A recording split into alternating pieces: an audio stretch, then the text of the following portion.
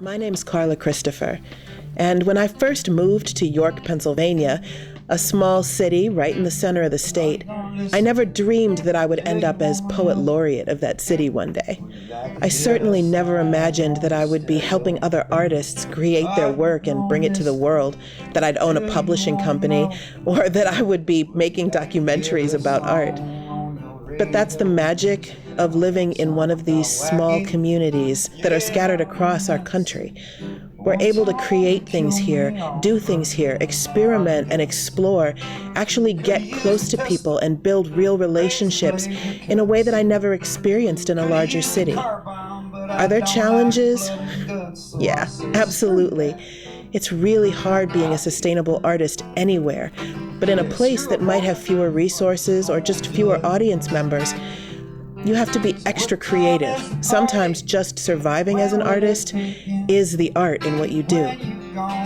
But I also have learned that there is no other place I'd rather be making my art. There's no other people I'd rather be making my art with. There's something really special about York, Pennsylvania. There's something I haven't found anyplace else that I've lived or traveled or performed. This is my home. And it's not just the home to my family or my friends. This is the home that helps me make and that shapes every day my art. I'd like you to meet some of my friends. That's Shane Tanzimore, a.k.a. True Indeed. My name is Rita Whitney. I'm Dan Ottemiller, that's Dan with a double N. Mindy Christian. My name's Dustin Mispel. It's your boy D. LaRock, a.k.a. Quasar. I'm Tony Aguirre. Kelly Gibson. My name is Rod Gals. T. Shaw. Michael Soletti. Alexandra Dwyer. It's John Terlazzo.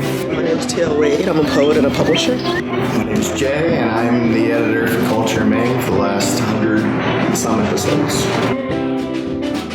International award-winning poet and artist, and co-owner of the Rooted Artists Collective. I've been involved with the music scene for about 20 years now. I started out at North Carolina, where I was born and raised. Migrated to D.C., started listening to the go-go and all that, like, you know, watching my uncles rap and all that. And I'm like, yo, that looks cool, you know. So I blended in the game with everybody else, started writing stuff that didn't really make sense at the time. Mainly just bass player, I suppose. You know, that's usually how I'm working. I'm playing music. Title musician, cook. I don't know, human.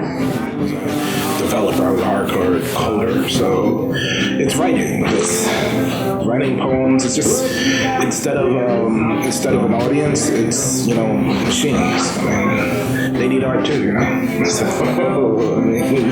art for everyone and everything.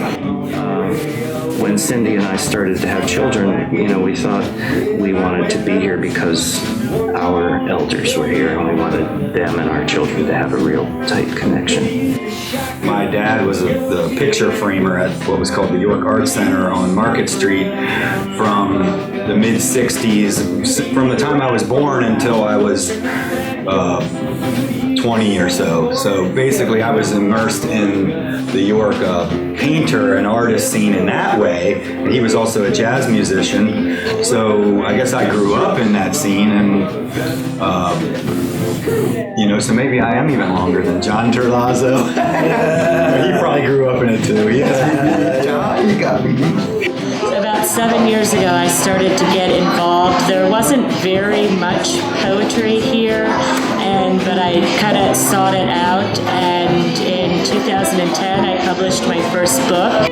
I'm a musician, educator, publisher, songwriter, lots of stuff. Diversify.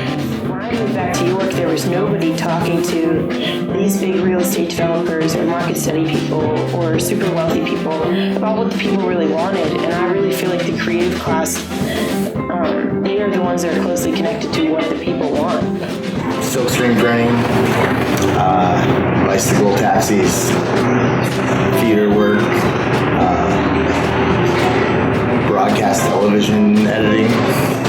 everything I do doesn't really have any future, but One of the first places I visited after I graduated and I was living in New York was New York Arts. I went to an art opening there. I worked 3 years there. And then I really fell in love with event planning. I was very much into events. And so I went and worked for the city of York. I ran all of their special events for a few years. So Bike Night and Street Fair, York Fest. That got me a lot of connections in the arts community here. I went from being a spectator to becoming sort of like a employee. I reconnected with friends that I grew up with, and then started volunteering at York Arts at the time for an exhibit. And months later, there was an opening, and I was approached and said, "Hey, would you want to work here?" Sure, yeah. Like an artist, it has its ups and downs that inspire it and deflate it. But if we were all little cells of this entity of a community of York, I think the more people work towards that and contributing, even if it's not directly, it eventually makes a better artist or our community. Our community is connected beyond the musicians, into other artists kind of getting involved, and every now and then you have a kind of a group effort that involves artists of different type. It's the love of the art and the love of the art community. And then we try to connect everybody together, the artists, the arts organizations, and the community at large through things like York365.com, sort of an arts and culture network calendar, what's happening in town, but also a way to connect to these arts organizations and to find out, these artists live here, and bringing people together that way. Out here, I knew that I could at least have a place, to blow off some steam, to kind of just be around folks who I like to listen to and like to listen to me. So. Wow, you guys are really friendly and you support each other, and I think that's a big thing. People share each other's events and things on Facebook. I think that they feel the love from us, and I think that's the baseline. I think that's the foundation. Business friends are my actual friends. All the business owners are my friends. We get together and we do events. We collaborate on things that feed our businesses, but it has a social aspect to it. So I'm also friends with all of these people. And just because of my personality, this is what I've learned over time. I just make a lot of friends, and so I make a lot of business connections, and that just takes up a lot of my time.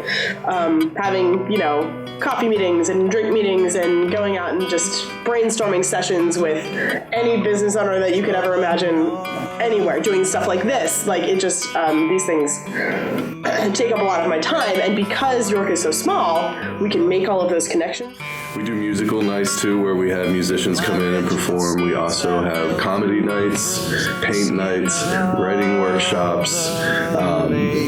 And the list really goes on. We also do live vending, live paint gigs, book signings for authors that are new to our shop. We actually have a couple coming up for book signings, and not just poetry either. It's also fiction, nonfiction, historical fiction, the works. I'm going to take you around for First Friday, show you all these different galleries, what opportunities are there, and they feel that, and they're staying. So that works.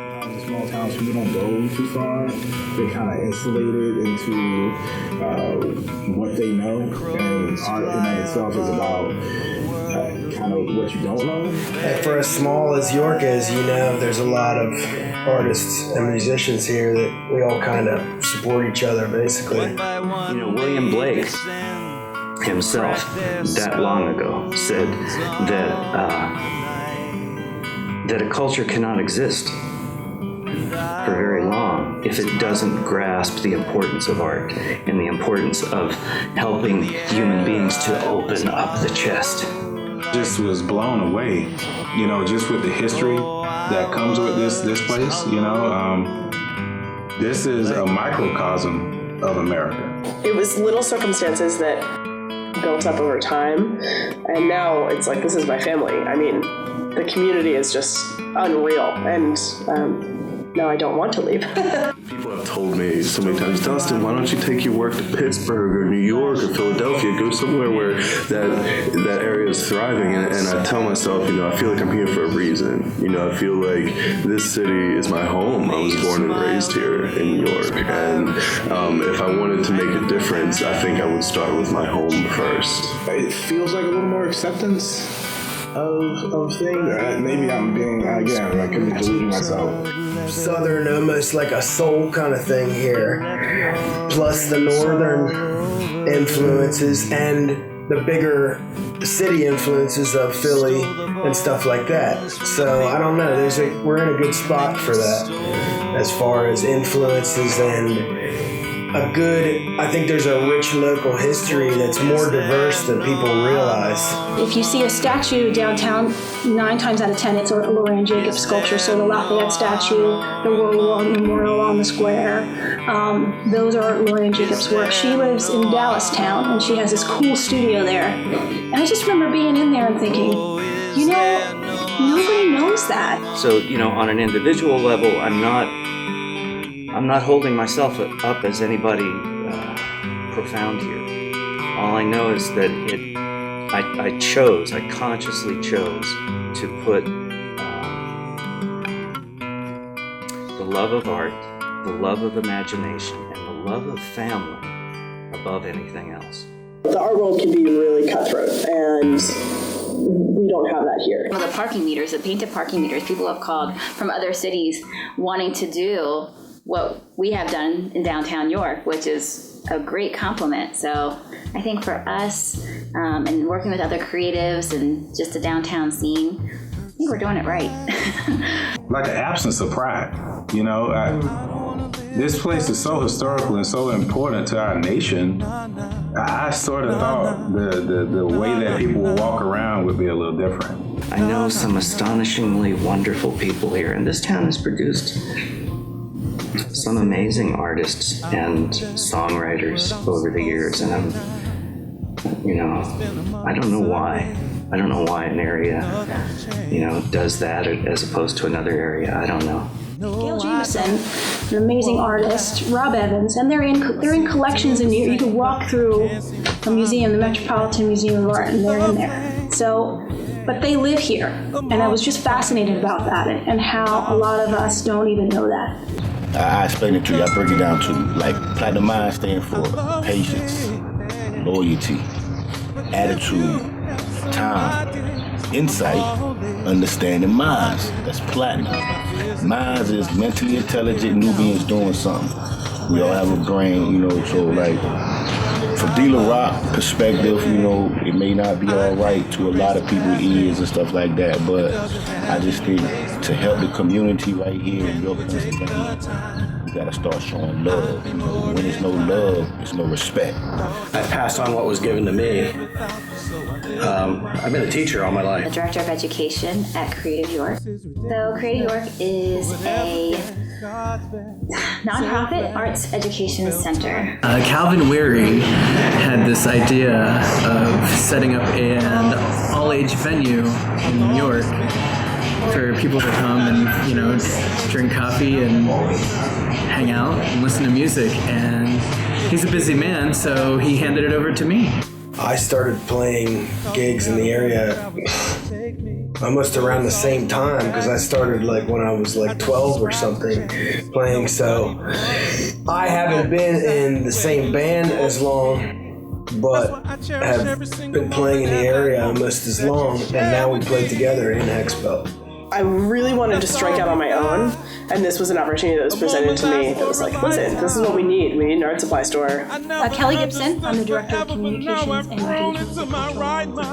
We're providing professional development with our Impact Arts and Culture Conference with some workshops and grant writing things that we've been working on and helping to build up that arts community to be more strong and to have better foundational support. So I've been aspiring through the writing of poems and songs and fiction and through painting. I've done a lot of painting all my life. and obviously singing the songs that I write and recording them with, thank God, some of the finest musicians I've ever, I'm just so stunned at the amazing people that I've come across and who have been willing to, add their hearts to mine in doing this. I work with King Spoil. Again, that's a relationship that started in theater. And then Dr. Slothclaw. I'm on the festival tour with them all summer. And Hexbelt. And then a lot of bands I've printed shirts for, like Still Hand String Band, been on the show. Newgrounds Roasting Company.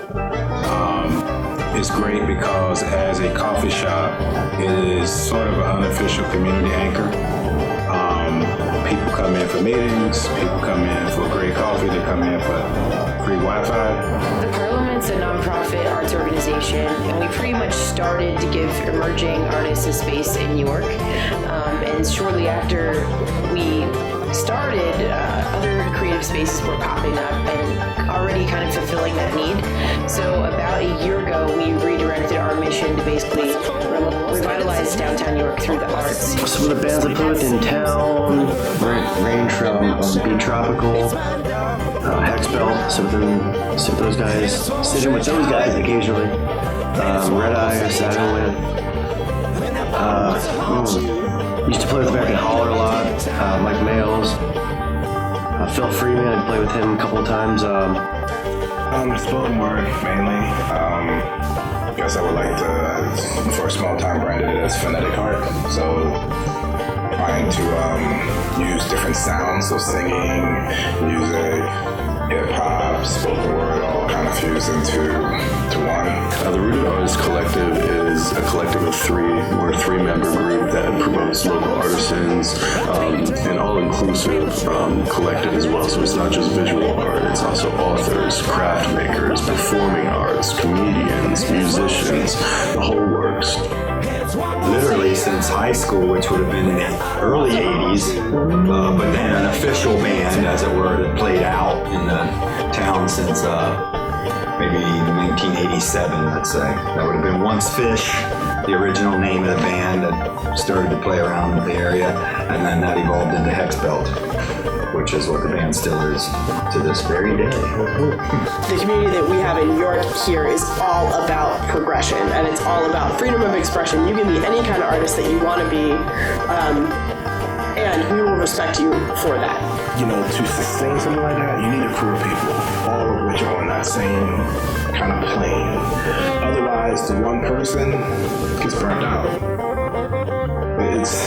You gotta replenish yourself, and your art is what replenishes you. The local scene, a lot of times that's who it is coming out. Going to even a Creative York potluck, I see 70-year-old painters, and I see, tattooed up paper cut artists, and they're all completely different, and they embrace that, and it works. I meet a lot of really interesting people that come into the area for a little while, and they say, oh my God, this everything about this place seems so backward. And I say, that's not really the case. You just have to look a little deeper. Just dig, you'll find it. A lot of things for the city. We work in the background to push the public arts and the streetscape projects with Downtown Inc. We're also working to start teaching as a part of Working Class, which will be a makerspace here downtown in the Rudy Art Class building. Good deal. And you actually weld these. You build these from scratch. Yep. Okay, so you're We sourced rebar from the community. Businesses donated it. Keystruck Construction and the Cultural Alliance and York College coordinated to bring all the pieces and connect us with Rachel Hatley. This is her project, her MFA project. I think all the arts are really integrated within each other, whether it's visual, music, literary. I'd say the hardest part is just since it is a small town, the same crowds will come in and out. So if you're playing the same music night after night or week after week, then it's kind of like people it gets a little old for people, It's become a brand to have that embracing of our culture here and embracing those people who foster that culture. The artists and the musicians and the poets and stuff all kind of know each other. There's a underlying community. When people talk about like the local art scene, sometimes they're thinking, oh, they're just talking about the visual arts. Well, we all kind of know the musicians and the visual artists and all know each other, so it's kind of, do we all support each other? I don't know. Do we? We all know each other. I'm friends with you, you know what I mean? I don't know. I wasn't expecting to ever own an art gallery or venue space. I was really focusing on my own craft as a poet and gigging, as well as painting. You know, I really enjoy painting as well. And it all kind of started when the three of us started painting together, and we decided that, hey, we should rent wall space and show our work. So yeah, it sounds like a good idea. And then it started, we should form a company. Why not? Let's form a company. Let's do an LLC. Yeah, let's do that. And then all of a sudden, here we are on Newberry Street in Philadelphia, our own company in our own space. I know who I am as an artist, and I'm figuring out who I am as an entrepreneur. Two really close friends of mine told me to charge what I was worth and not to be afraid of it. And I've tried to repeat that lesson to so many people since I learned that. And it's amazing how many people still are like, no, no, I'm just gonna get away with this. People have every right to be able to make a living doing art. They really should be. We have a culture that doesn't grasp anything of importance. There's a lot of people who want to do art. There are a lot of talented people. There's not a lot of people who can push art. Because I love it. I mean, it's in my blood. I gotta do it. It's my way of life. I mean, passion. Yeah, it's passion, and I can't turn it off. When I was a little younger, you know, my insight, my view about things was poquito, real small. I'm so grateful that the wisdom is there to do that. And now we have to really leap into it. It's not something we can do, with half a derriere, so to speak. Those two worlds are mysterious to each other. I think that the business world feels very curious and it's very mysterious, and they don't know how all that goes on, about the arts. And I think the arts think of the business world in the same way, like, how do I do that? Because it's better than waking up every day doing the same exact thing, I'd say. The artists fit in every level. I mean, many communities are built on the backs of artists because they are willing to, live in a rougher neighborhood until it gets less rough. In my artistic career, I've made my own career in a small town that I grew up in and have roots in. I have a mother that's a minister, pops that's a deacon, so I also have to watch what I say. You know what I'm saying? For my sake, for their sake, and my kids, because I don't want to come up and I'm writing music about, bragging about the streets, and then my kids turn around and follow me. If I'm not doing it as a profession, which I hope I am, I'll always be playing music regardless. That's the thing. We have a lot of people who work here that are artists, but can they make a living here? How do we make that happen? But like Groove Jones and then Boom Pop Coalition, those are the two main ones, and I play periodically with American Holler when they need me, and I'll play with others. But it's like I'm trying to. It's more of that. That's a muse. There was a time when we would play somewhere almost every night of the week, at least 5 nights a week, something like that. Now it has become a little harder, but so sometimes you have to supplement the income doing other things. But as far as another full-time job, I've managed to avoid that. It's not cool. Kids stay in school, you know what I'm saying? You have to create this work ethic around it so that you're sitting down and you're creating every day. I have to be doing my craft. I can't just be teaching it. We have enough artists. Let me be honest with you. To me, we have enough artists. We don't have enough artisans. We don't have enough people who support the arts. If you are a musician, if you are an artist, it's what you are, so obviously you have to keep doing it. I kind of make music that I think we need to hear. It's rough right now, but what we have together is a little bigger than our problem, so let's work at it. with all the DUIs and things lately, the scene has really dwindled down to only the people come out that have designated drivers to come out. And, you know, obviously we don't want wasted people driving themselves home, but there's a definite disconnect now going on. When you want to do something for people, a lot of times you want to be something for people as well. And I'm just not vested in being something other than who I am. The hate has a lot to do with it. God's children, so we're supposed to have love and respect for one another. So make all of this just to try to be something positive as far as making music, writing up books, etc. Feel free to help, you know. Don't be ashamed to pat that person on the back and say good job. Do we listen to that at all in this culture? In this money mad culture? Like if everyone good runs away.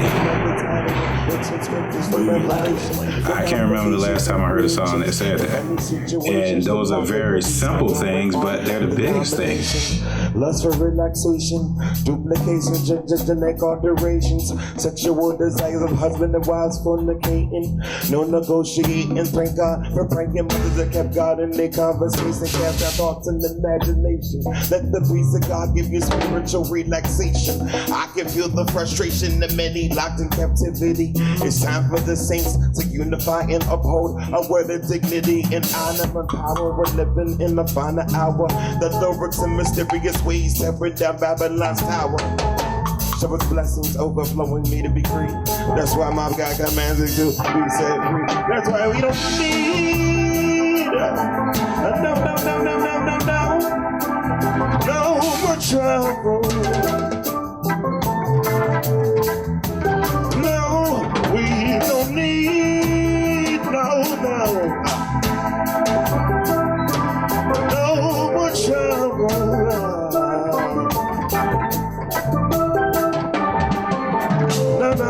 I think community is a big part, well, for my philosophy, as far as making a town or, you know, area grow. I mean, you have to have that sense of community. To not only understand what the difference between, let's say, you know, Pulo and Dreamwrights is, and what they are both specializing in, but also this is the way we can be of service to you.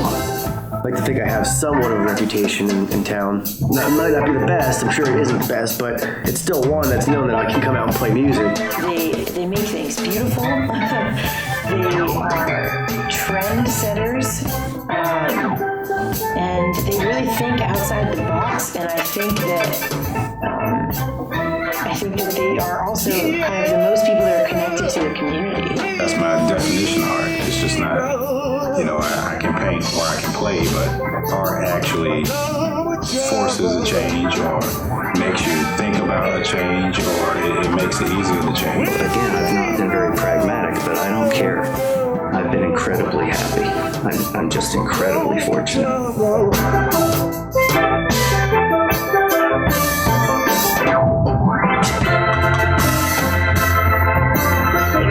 this violence in the world today. You know it's time for us to make way. Poverty's no discussion. Lord knows we gotta find the way, 'cause we don't need. I think it's not just here in New York. I think it's really worldwide. You know, you go to school every day. When you're growing up, they tell you can be whatever you want to be. But the reality of it is that you can be whatever you want to be. But are you going to live a prosperous life, or are you going to struggle every single day? Definitely. I mean, I think we have it's a small town, but I feel like there's so much collaboration that goes on, which I think makes us even better. And there are other people there's people from Philly, I mean, that tell me, talk to me, call me and say, hey, you guys are doing this, how can we do this? Which is really cool, you know? I really feel like we need to retain our talent in New York. Friends of mine that I went to music school with, like when I went to Nashville, I saw them and they were waiting tables. And they asked me what I was doing. I said, I'm up in New York teaching drums and playing gigs. So they're like, man, you should just be grateful for being there and doing that. So this isn't New York City where there's hundreds of galleries, or Philadelphia. We are 5.3 square miles. That's including the Cadores, I believe. So it's important for the locals to understand how important this is, because this is a creative mindset that gives inspiration to the folks that live here. That's what's at stake. We have to remember the great history. We have to create some new stuff and actually let art be what it's intended to be. Let's actually change the world. You can start here, get people excited, they'll come here, and then it spreads. We don't have to take the road show. We can create our own gravity here. And I truly believe that, and I'm committed to doing that. What really excites me about the shop is the backspace, our entertainment venue that we call the shop. Rich Hemmings, the spoken word he was doing over at Little Sparky and Clark's. So I just take a ride up. I really like the sort of eclectic nature of it, even though in some aspects it wasn't as eclectic, but they seemed very thirsty for a different form of art, and a different form of art with meaning and lyrics to it. The show, you'll work for 2 months and have maybe 2 or 3 weekends, and then it's gone. Play. And those 2 or 3 weekends are rewarding, seeing the crowd, hearing reviews from people that have enjoyed it. The music is every night something different. It's a different town, different crowd, different setup, different venue issues. And then it all comes together and back it up and try again the next day and see if you can do something different or add something to it. There's a passion behind it that drives it, and any artist understands that. It's a place where you feel ultimately at home. Any art supply store that you walk into around the country, it's a gem. We were a regional touring band, as it were, for many years, and even beyond regional for some of those years. We traveled all over around the country. We've been based out of York, but we play, many other places, I guess would be how that works. It's not about hanging artwork on the wall. It's about, talk about the story behind that piece and what it means, and then also having some time for those employees to say, this we want in our space because. If we're going to be an arts and culture city, amongst other things that we are, then it has to be something that's not just told that we are. It has to start first. And in the shop we do spoken word, full-on music, concerts, comedy. We've done multiple bridal showers, baby showers, quinceañeras, retirement parties, stop the violence rallies, political events where the candidates get and come to talk to, they get out and talk to the community, and they come in. So it's a cool space, and to me, when I got that place, I saw it as that community conduit. So we feature 2 literary competitions, one through York Fest, the adult literary competition, and also we have Writer's Eye, which is in the fall. So we encourage 4th grade on up through adult to come in, look at the exhibit that's up, pick a piece, and write a poem or a short story about that piece. So I hope I can keep it that way. And I've written a couple of novels, and the most recent one, I've written a film script version of that. And I'm looking for filmmakers who really have heart, and it's amazing. I meet so many really beautiful people, and what they keep telling me is, the film industry is a pit of vipers. But I'm not going to back down from that. I have something to say here, and it really needs to be said.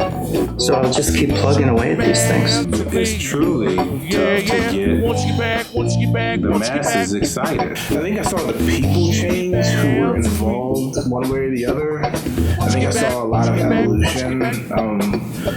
I can't be prouder of Dustin in terms of just his growth and sort of now, kind of like his time to make impact on the scene and not just be a part of the scene, but really be able to push and move and create sort of next generation and support next generation growth. So going on social media and whatnot that's entertaining people in many other ways. For those of us who, you know, when we were in our young days of doing this, none of that existed. Literally, none of it existed. Social media was at the place where they were playing. Yeah, right. You know, so it's not. But I mean, whatever. I think we'll keep the crowd moving with the changes. You know, I've noticed it at the open mics. Just like sure, like I think you know, you have to play to the crowd. I mean, at the end of the day, you should play to yourself, and that's what you do. But at the same time, you're there to entertain a crowd. So if you don't have the crowd, you're not going to have gigs. 2 or 3 years from now, the city is going to be quite transformed. We have a lot of things on the books that's coming along for development. The rail trail, a lot of those projects that are going for capital campaigns right now. You know, all of those things, if they go into fruition, and the city's landscape is going to be even more changed now than it was from 10 years ago to today. I don't know what it is, if it's the Cadorus Creek water or what, but the area, but you know, there's something with creativity around here. Comments from people out of Harrisburg saying like, there's so much going on in New York, you know, and to hear that was very, and I, you know, at that time I wasn't really like a catalyst. I was more, you know, like I was the old guy, I guess, in that, you know, the old vet. But it was cool to have been part of that, like, you know, wow, people talk about York in art. Producing music, marketing yourself, and like it gets kind of difficult, you know what I'm saying? This is a small city, you know, that I do have love for, but it's like no outlet, you know, radio stations and stuff like that. You might have to go to Harrisburg, Philly, DC, Baltimore, so I know it gets kind of tough. I was in a larger city. The only upside I can really see is that I'd be more anonymous, and at times I almost crave that, wanting to just shut myself away for a week and just paint. How amazing would that be? I think sometimes it helps to have people that maybe don't come from here to come in and say, hey, not that there's anything new, but hey, remember, you know, look around. Look at what you actually have. We are in a place where it's very easy to get to Baltimore and Philly. And so I think 10 years ago, it was cool to go to Baltimore and Philly. And now, the good thing is that people in York are like, well, why don't we just bring that here? I think each town has its own thing, for sure, its own little, vibe, as it were, but yeah. I believe in New York. I believe in what it can be. Not that, you know, there's not 1,000 other cities, small cities throughout the country that I've seen them. I've seen some of them fail, and I've seen some of them kind of grow the way that York is. You know the changes gotta start inside until one day the whole world comes around. As proof that my bark is hard and proven ruthless, I remain scathed yet unscarred. You're hard and hard trying to carve its mark in the base of my tree. Jody with a G. You think you know me, but the only emotion you see is GREED. You can have everything, but you can never have me. They feed one another. So when you're a student taking a class or just wanting to learn something new in the arts, in the visual arts per se, then you have the opportunity maybe to, you know, down the road show art yourself. Toured a handful of times with different groups. So I've gotten to see the differences between, you know, here and other places. There's not many. There's some that are significantly different. And the fact that a lot of people had the freedom to just go in and do it was part of the reason where we are. You know, it was a bit Wild West. Like, if you want to do it, just go ahead and do it while nobody's looking, because that was the best way to do things. Funky, it's rock. As far as Hexbelt, his lyrics, he's known for his lyrics. He's very poetic with his lyrics, so a lot of people just like to hear that. So that's a whole art within itself. At this first time event, 2,700 people have come. And through that, the 30 vendors on average had sales between these 6 hours of the market of around $1,500 and $2,500 per booth. which was Parts of my love, you were so good Yeah, to me. All raised things aside, it incredible was an kids. attack Cindy on and I my raised body. incredible kids, and the fact that they like us All and the we pain like them, from Spain dances wildly you know, in the rain. My social work background has also led me to work with everyone else in the city and, All the clubs be and all comfortable that with that party as well. turned out your light. I always didn't call get Hexpel just a shy. rock and roll band. I mean, it's 2 guitars, bass, and drums, and it's, Drinking and drugs and it's all rock and roll to me, whatever you want to say. Let's move the artists in because nobody else, wants to be there in that neighborhood. And wow, that neighborhood's really cool. Let's move in now. And the artists don't have any place to live. It is truly tough currently. Days and days of just laying in bed, suicidal thoughts running around in my Drug head. abuse or whatever, pushing it too far, can exist in any community, really. I mean, that can be anywhere from the deep boondocks to a town like York to the cities. I don't know how that differs here, but we certainly deal with our fair share of tragedy, which I won't even get into. As it grows, these pockets of crime, of drugs, are getting pushed into darker corners, they were haunting me to quando find a way to bring at least the younger generation and when away I from close that. my eyes and imagine So your as face, it grows, and it's there's a growing scar I can never more erase. organically. And my heart do go out to the streets, It's sad, like when you never have another chance like that, baby. with family members tell you that, a little younger hurt one another, bye-byes and all that. Like, that's sad. That's sad, you know what I'm saying? Like, so whatever it is that we gotta do, pull together, y'all, and stop that, you know what I'm saying? It'll be for the best, you know what I'm saying? Y'all got kids coming up, y'all don't want that to happen to them. I moved to York, 5-6 years ago. I'm from here, but I moved back here. And I got a killer deal. I got a 6-bedroom townhouse for $700 a month, which is blasphemy. Now, doesn't happen in a great neighborhood.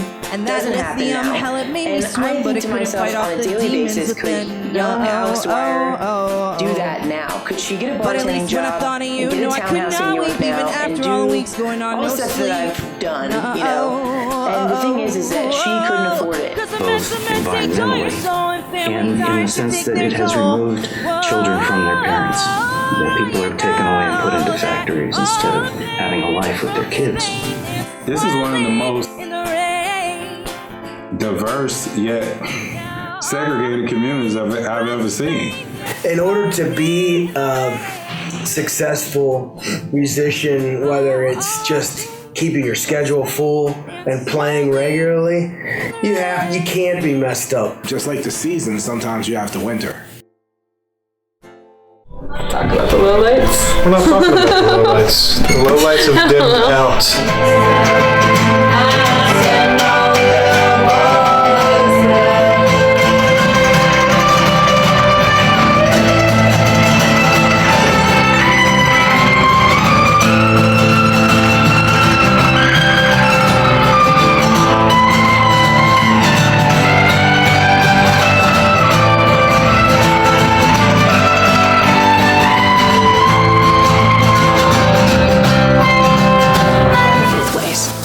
You can't have that cool, grungy, underground, slightly dangerous scene where you hope there's no fire, and also have it be something that people come and flock to.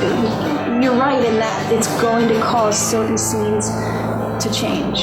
It makes life prettier, as you said, but I think it's required. It's required reflection. It's a mirror to look at ourselves and see where we are and where we may be going if we want to. Your imagination is holy. It's a holy thing. I'm not using that word lightly. One of the things that Blake said was that imagination is the real and eternal world of which this vegetable universe is but a faint shadow. It doesn't matter really, in theory, how big the show is or whatever, as long as you're, getting off on the music, it's always, a real good time. If we don't talk about in a very upfront way about how we should connect and communicate and and get along, we'll start forgetting those things, and it'll be easier to just talk about, going to the club and popping bottles. I would like to see York, embrace that we are Lancaster's dirty sister, and we have so many great things going on, and we're eclectic and we're different, and you might not like this 30% of it over here, but you find what neighborhood speaks to you, and you kind of join that. Why I stayed? Initially, it was because I have roots here. I lived in New York City for a while and loved it, and it was heartbreaking because so much of the time, I was writing songs and we were all doing those songs, but they were having, as musicians, they were having to keep their boat afloat. And so they were playing in all these other bands that most of the time they hated what they were doing, but they had to do it because it was making them a lot of money. Whereas the pursuit of art doesn't necessarily make you a lot of money. And that's the tragedy of our culture. I came back in 1989, and the idea was I'll save up money, or I don't know what I was going to do, but I got a job. The first place I went to said, you don't have enough experience. So then I went to the second place, and they hired me on the spot. They wanted me to, okay, so that was the place I taught for 6 years. So that's out of business. But so I'm not even going to mention the name. But it was a great experience, and it's how I carved my everything that I do now. I did then on a smaller level. I think it has a lot to do with just the beauty, the history, the intersection of so many worlds that happens here in New York. You've got the small town village meets the city, meets the old world, meets the brand new buildings. It's got a lot of intersection and a lot of multifaceted things about the city. I think that just helps attract that. Maybe if that's what you want, if money is what drives you, yeah, you could sell yourself. And still feel community, feel culturally active, but I don't really see that as an overall value to existence. I don't think grabbing as much money as you can and putting it in your pockets, it's going to make you feel good at the end of the day. When I went to school in Boston, I moved back to York because I missed the uniqueness of York.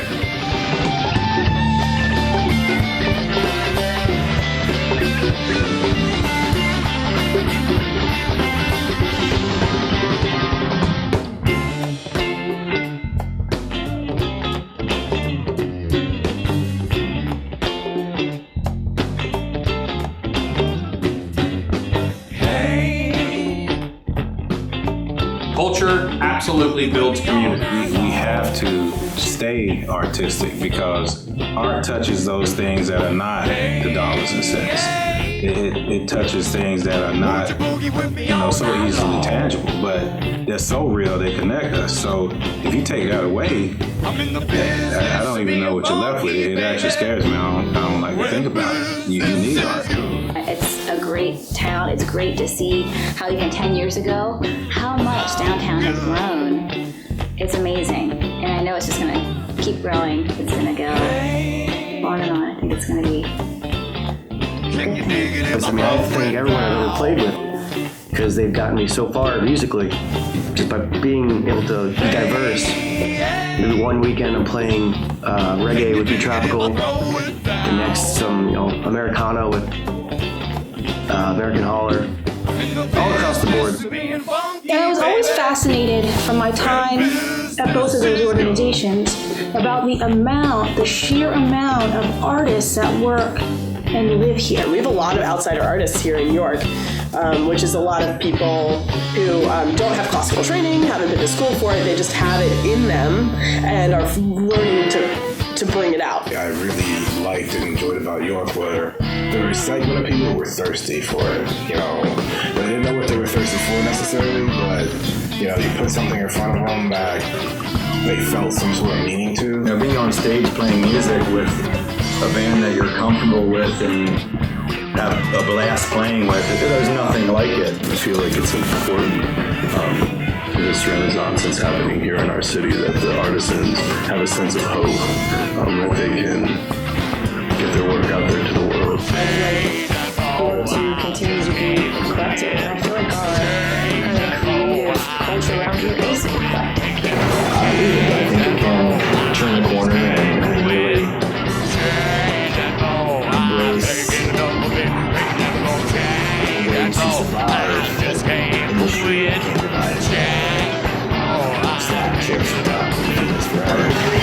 It may be small than a lot of other cities and states, but I grasp peace. We just have so many visual artists that call here home, that live here. We have tons of musicians that live here, just literary artists, you name it. It's just a breeding ground for creative people, I think. I have a real sense of wanting to, if this doesn't sound too pompous, serve, because I don't know what we're here for otherwise. I basically am very money driven, okay? I'm very money driven, and not to say that I want all the money in the world, but I want everybody to have all the money in the world. Those of us who have, share with the others. This requires true moral principles. You know, we've heard about it from the Christ, we've heard about it from the Buddha, we've heard about it from every great being that's walked on this earth. Now we just have to put it into action. I think the challenges here in York for artists are a lot of times just the resources. It's a growing artist community, but still we're lacking resources and funding that we really need. A lot of people would really like to do art full time and make a difference that way, but they just can't afford to. The three of us are able to kind of correlate our schedules together, where one is running the shop, usually the other two are working. We have somehow been able to get these small gigs and keep ourselves going. So summer camps, classes, wine and paint nights, now coloring nights, selling coloring books, selling craft supplies. I'm about to start doing children's birthday parties and Saturday classes, and the events are really where my income comes from. So I make some paintings and I sell one here or there, and I teach writing. I lead writing workshops and retreats. I teach drums too, so that's basically my other thing that I do, but it's all music. I'm constantly looking for more things to do to, keep getting my rent paid. So we provide them with operational funds, so they can use it to pay the light bill. We can pay staff with those dollars. A lot of times when we go out and get grant funding, they want to see the project. They want to know you're working with a certain audience. And so, but that doesn't help you turn the heat on. I've managed to carve my own career out. Part of it as a musician, part of it as a music teacher, as a guitar teacher, as a songwriter. Hustling every day, and that's like if there's a job that sometimes it's not music, because you can't play. Some people do, the lucky ones, I'd say, the hardest working ones. There's a new landscape out there now. Businesses definitely want to be philanthropic, and they definitely want to support arts and culture because it's important to their employees, but there has to be more of a relationship now. It can't just be, we're going to write you a check because it's probably the right thing to do. It's more of, what does this arts and culture in the community, how does that translate to the people that work here? How do I make them more engaged? How does employee engagement come into it? People have said to me, this is not like anything they taught me in college. And I feel like there's something really, like I've maybe succeeded when I hear people say that, like something valuable has happened. I start my week on Wednesday, in my mind. It's weekends, that time for relaxing, and that's when I'm working the most. So Tuesday night I have Lionel night at the Hound, and I consider that the end of my week. And then I start Wednesday, Thursday, and usually, I'm editing or printing. I'll use those 2 days as flex days for either thing or relaxing, rarely. And then Friday through Sunday night, Monday sometimes I'm on the road.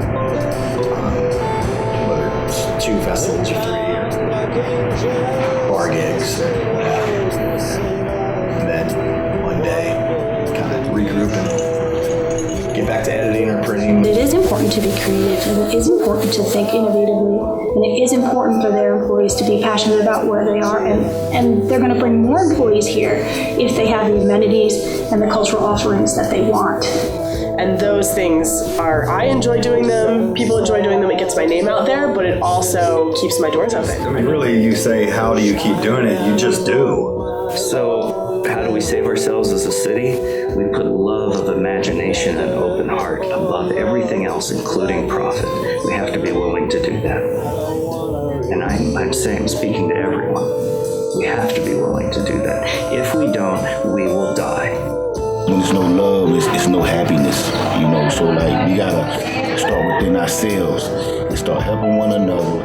Try to embrace the kids with great messages. You know what I'm saying? It was a lot of community love. To be honest, I opened my business because I saw this need in the community, and I was looking for a way to make a bigger impact. To do what I can, you know, like knowledge or skills or whatever I have to contribute to the overall advancement growth of each community and the overall community. Like when a new build happens, more and more what I'm enjoying seeing is when I say artists, I mean people who are building things in that building that aren't visual arts. So, you know, the light fixtures, you know, the handrails, those things being built by craftspeople who are artists in their own right, and those being part of new construction to reflect where they are, the community that they're in. And you've seen, you know, before all of this, you might have had an idea of what you could do. But now you have some actual facts behind it. You know, this is what I've done, where there's tons of people still, oh, well, I can do it. Well, have you done it? No, I can. I think we need to, as a society, and this is really a personal mission of mine, you know, if we are redeveloping and revitalizing our neighborhoods, to bring this artist pool with us as we are going up and have them be able to afford it. And that is why I do what I'm doing. Hexbelt slang or Pennsatucky, you know, something. But there's like, we have a mixture of... people, yeah, right. Yeah, like... People feel a home is a home, and other people, oh, I want to get out of here. Right. Somehow we've managed to call it home, and it still is. Right? We try to get every square foot of that space is utilized, whether it's for performance, displaying visual artists, displaying authors, craft makers. Just let's rebirth the love, you know what I'm saying, the support, to help one another get to the next level. It's something a little bigger than this. And I think you can easily get in that rut, and you kind of can forget. But, you know, there are a lot of cool people around that are saying, hey, we need to do neat things. And to, I guess, sort of finally answer your question, what world are you changing by changing York? York is small, but there's so much neat stuff here that we can create gravity here that in turn pulls people to York. If we were trying to push it out, yeah, our influence might be small, but to create something niche that is uniquely York, that is a story that everyone would be interested in seeing and experiencing. Yo, this won't get end. You gotta be kidding me. The rich spent a lot of time to try to get rid of me. Put me in the cell to take me out of society. I thought this was a free world. Stay up, stay focused. And I just believe in New York. I do. It gets me through the day, you know. Yeah, we meet all the artists and musicians and the poets, and it's exciting. If we want to save our souls, we have to leave. Gives you a window and saying, hey, you want to jump in this window with me, or you want to stay comfortable on the couch. Sometimes you grab a hand and jump. When I walk around, I just see potential, I get excited, and I want to help bring that change. I can't really explain why, but, you know, I've heard that it definitely is. Who doesn't like artists? Like, hey, you want to come out and play? Damn right I want to come out and play. It's not forget the A for art, and whatever that art is. Visual, performance, musical, craftsmanship. York is an incredible place to live, to raise a family, to celebrate your youth, to find yourself, and it's also a great place to make art. It's not always easy. Some of us may continue, and I know that some of us won't. But there is no more powerful feeling as an artist than getting to see your work, your life, change the reality of others. And in a place like York, your art really gets to make a difference. And that's worth everything. The rich spend a lot of time trying to get rid of me. Me in the cell to take me out of society. I thought this was a free world. Wow. Lots of changes. Did I do okay? What was the question?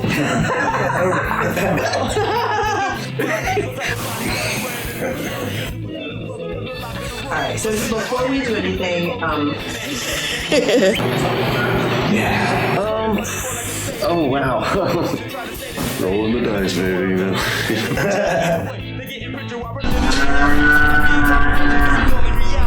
Now you know